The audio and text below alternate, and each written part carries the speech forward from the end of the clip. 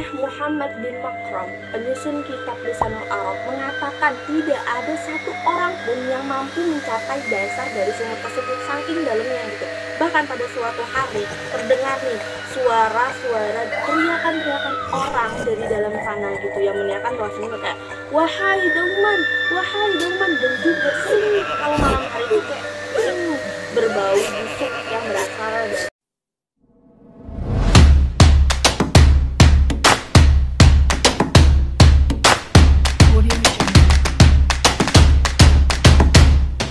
Assalamualaikum warahmatullahi wabarakatuh. Welcome back to my channel. Oke teman-teman semuanya, gimana kabarnya? Semoga selalu baik dan juga semoga selalu diberikan keistiqomahannya untuk selalu berhijrah di jalan Allah. Oke guys, di video kali ini kita akan ngebahas tentang salah satu fenomena alam yang terletak di Hadratul Maut Yaman. Yang kita ketahui Hadratul Maut Yaman ini masih kental banget akan peninggalan-peninggalan sejarah Islam. Bahkan makam dari Nabiullah Hud alaihi salam itu masih terletak di sana. Dan fenomena yang akan kita bahas kali ini adalah tentang sumur Barhut yang terletak di Hadratul Maut Yaman, yang dimana sumur Barhut ini terletak di sebuah lembah gitu. Kenapa dinamakan sumur Barhut? Karena terletak di sebuah lembah yang bernama Barhut dan juga dekat sekali dengan makam Nabi Hud alaihi salam. Yang buat menarik kenapa kita mengambil pembahasan tentang sumur Barhut, jadi sumur Barhut ini bukan hanya bertepatan dekat dengan makam Nabiullah Hud alaihi salam, akan tetapi sumur Barhut ini dijelaskan juga nih oleh salah satu hadis Nabi, ya hadis Nabi Muhammad SAW dan juga para sahabatnya. Lalu dibenarkan juga oleh Syekh Ismail Hakiki gitu, bahwasanya keberadaan sumur Barhut ini berada di daerah Ahbab yang terletak di perbukitan berpasir di Hadratul Maut Yaman. Dan juga sumur Barhut ini dikenal dengan negerinya para jin dan berkumpulnya orang-orang kafir lalu dihukum gitu di sumur Barhut. Ngeri banget kan gitu, udah tempat berkumpulnya para jin, lalu terdapat hadis Nabi gitu yang mengatakan tentang sumur Barhut dan juga berkumpulnya gitu orang-orang kafir. Bukan berkumpul, maksudnya dihukumnya orang-orang kafir itu di sumur Barhut. Bahkan Syekh Muhammad bin Makram, penyusun kitab Lisanul Arab, mengatakan tidak ada satu orang pun yang mampu mencapai dasar dari sumur tersebut, saking dalamnya gitu. Bahkan pada suatu hari terdengar nih suara-suara teriakan-teriakan orang dari dalam sana gitu, yang meneriakan bahwasanya kayak wahai dauman, dan juga kalau malam hari itu kayak berbau busuk yang berasal dari sumur Barhut tersebut. Kebayang gak sih lagi jalan malam terus terdengar teriakan dari dalam lubang yang kayak minta tolong, kayak wahai dauman, kayak minta tolong, udah gitu baunya busuk. Kan itu kayak menjadi salah satu tanda tanya besar gitu ya bagi kita yang orang-orang awam, kayak di dalamnya ada apa-apa gitu. Apakah lubang ini termasuk pintu dari neraka? kita nggak ada yang tahu, wallahu a'lam. Pasti teman-teman semua di sini pada kebingungan nih, kenapa sih orang-orang yang berada di dalam lubang tersebut mengatakan wahai daumah gitu. Kenapa? Ini jadi teman-teman dijelaskan di dalam kitab Ar-Ruh fi Kalam ala Arwah wal Amwat wal Ahya gitu ya, milik Ibnu Qayyim al-Jauzi, mengatakan bahwasanya daumah itu salah satu malaikat yang ditugaskan untuk menyiksa orang-orang kafir di dalam neraka. Merinding gak sih gitu malam-malam jalan dengerin suara daumah, dan kita itu tahu bahwasanya daumah itu salah satu malaikat yang menyiksa orang-orang kafir itu tinggal di dalam neraka. Merinding gak? Itu ya di dalam kitab Ar-Ruh tadi milik Ibnu Qayyim al-Jauzi.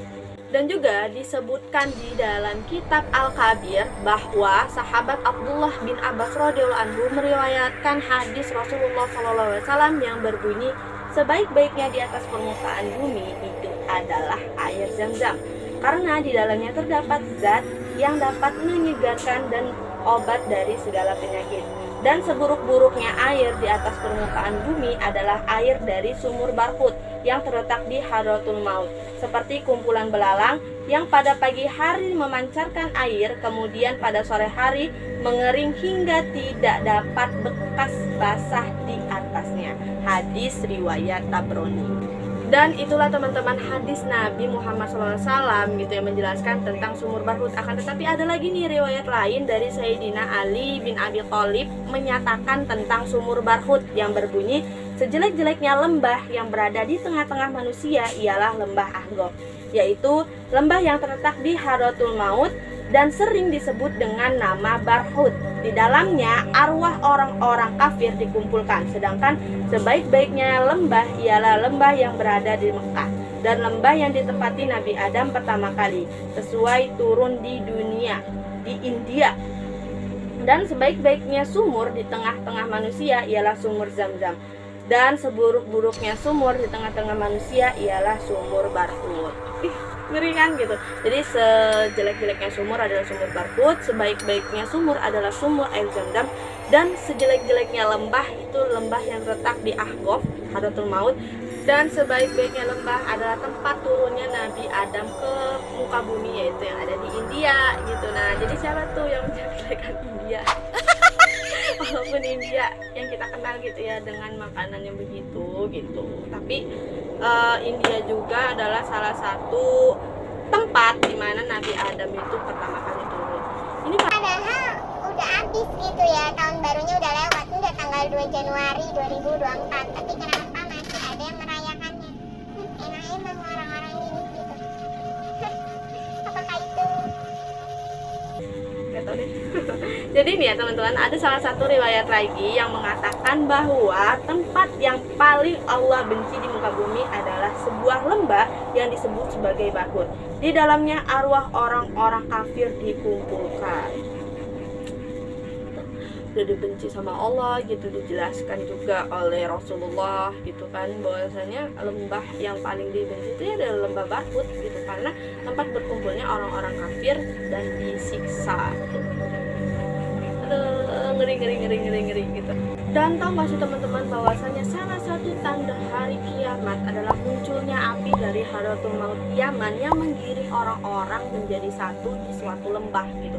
Lalu para sahabat ini bertanya kepada Rasulullah Shallallahu Alaihi Wasallam, ya Rasulullah, apabila peristiwa itu terjadi, maka kita akan lari kemana gitu? Kita akan mencari perlindungan kemana? Maka Rasulullah Shallallahu Alaihi Wasallam menjawab, apabila peristiwa itu terjadi, maka kalian harus lari gitu, harus bersembunyi atau menyelamatkan diri ke negeri Syam. Tapi selepas itu Rasulullah SAW menerangkan kembali nih di dalam riwayatnya, akan datang kepada kalian sebuah api yang saat ini masih padam, terletak di sebuah lembah yang disebut Barhut.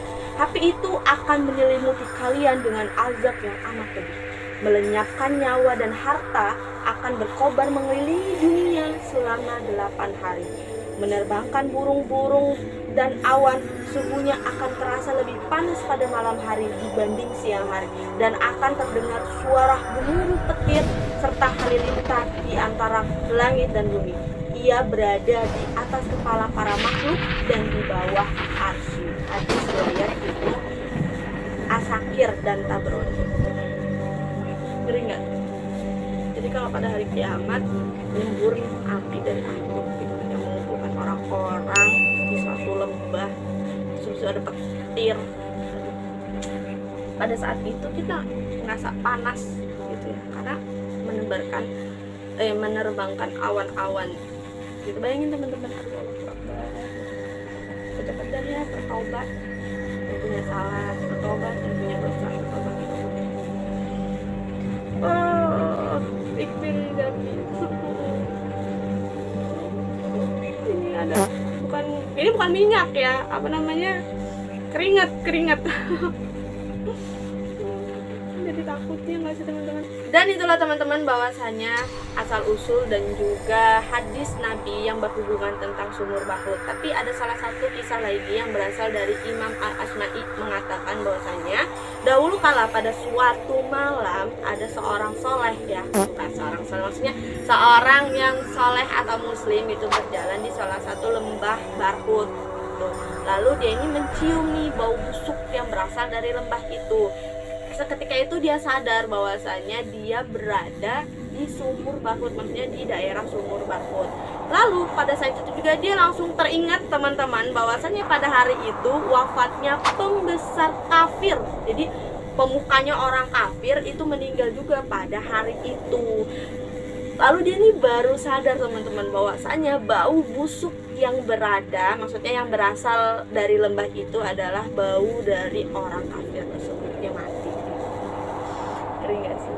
Kafir mati gitu. Jadi baunya itu tercium. Makanya sumur itu disebut tempat negeri jin dan juga disiksanya orang-orang kafir. Jadi kalau misalkan ada orang kafir yang mati, langsung baunya tuh kecium gitu di sumur Barkut.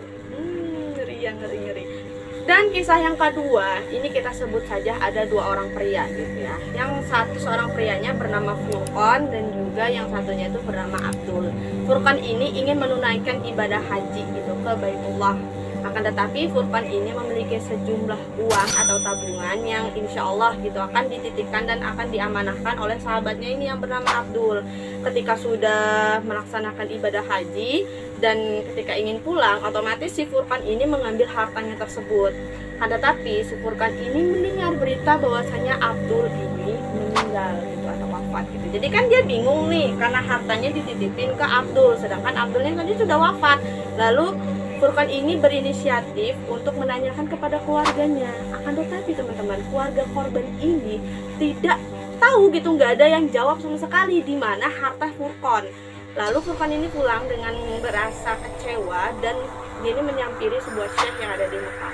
Lalu syekh yang ada di Mekah ini menyarankan dia untuk pergi ke sumur Zam-Zam dan memanggil namanya. Apabila menyaut gitu ya, karena insya Allah dia termasuk orang-orang yang soleh. Lalu tanpa berpikir panjang, si Furqan ini pergi ke Mekah gitu dan menemui sumur Zam-Zam gitu. Lalu dipanggillah namanya gitu kan, wahai Abdul bin Fulan, wahai Abdul bin Fulan. Tetapi tidak ada sama sekali jawaban teman-teman. Kayak nggak ada jawaban sama sekali dari sumur itu. Karena merasa kecewa, lalu si Abdul ini nyampe lagi kan ke syekh itu. Maksudnya berkunjung lagi ke rumah syekh itu, mengabarkan apa yang terjadi ketika dia melakukan perintah dari syekh tersebut. Lalu tersebut itu merasa kaget, bahwasanya kayak berarti apabila tidak ada jawaban dari sumber itu, maka dia bukan orang-orang yang soleh, bukan termasuk orang-orang yang soleh gitu. Maka cobalah kamu ke suatu lembah dan kamu bertemu dengan sumur Barkut, lalu kamu panggil lagi namanya gitu. Tanpa pikir panjang, Furqan ini langsung teman-teman ke Ahqaf Yaman gitu, ke Yaman dan mencari sumur Barkut. Ketika sudah bertemu nih dengan lubang yang sangat besar, lalu Furqan ini memanggil namanya, wahai Fulan bin Fulan, wahai Abdul. Abdul ini kayak cuma contoh doang ya teman-teman, wahai Abdul. Lalu Abdul ini teman-teman menjawab gitu panggilan dari si Furqan, maksudnya ya wahai Furqan, ada apa? Nah, tanpa berpikir panjang, si Furqan ini langsunglah berbicara gitu mengenai hartanya, menanyakan gitu, di manakah kamu menyimpan hartaku wahai Abdul? Aku menyimpannya di bawah rumahku, aku kubur hartamu di bawah rumahku. Tanyakanlah kepada sanak saudaraku atau keluargaku yang di sana dan mintalah mereka untuk menggalinya. Lalu si Furqan ini menanyakan gitu ya kepada si Abdul ini, wahai Abdul, kenapa kamu bisa ada di sini? Sesungguhnya saya mempunyai, lalu si Abdul ini menjawab, sesungguhnya saya mempunyai keluarga atau sepupu gitu. Akan tetapi saya bersikap acuh dan tidak mengurusinya sehingga saya berbuat zolim. Lalu Allah menghukum saya dan menempatkan saya di sini. Merinding banget. Jadi nggak sih teman-teman. Lalu si Furqan ini ketika sudah mendapatkan jawaban gitu ya dari si Abdul tentang hartanya, dia ini ke rumahnya dan beneran tuh di bawah rumahnya itu digali dan ternyata terdapat nih hartanya si Furqan. Jadi ngeri banget nggak sih teman-teman? Ya Allah, Allahu a'lam ya. Oke teman-teman, mungkin cukup sekian video dari saya. Kurang lebihnya mohon dimaafkan. Tapi apabila teman-teman semuanya ada salah satu referensi cerita kita mengenai sumur Barkut, kalian bisa langsung komen di bawah. See you next time guys. Wassalamualaikum warahmatullahi wabarakatuh.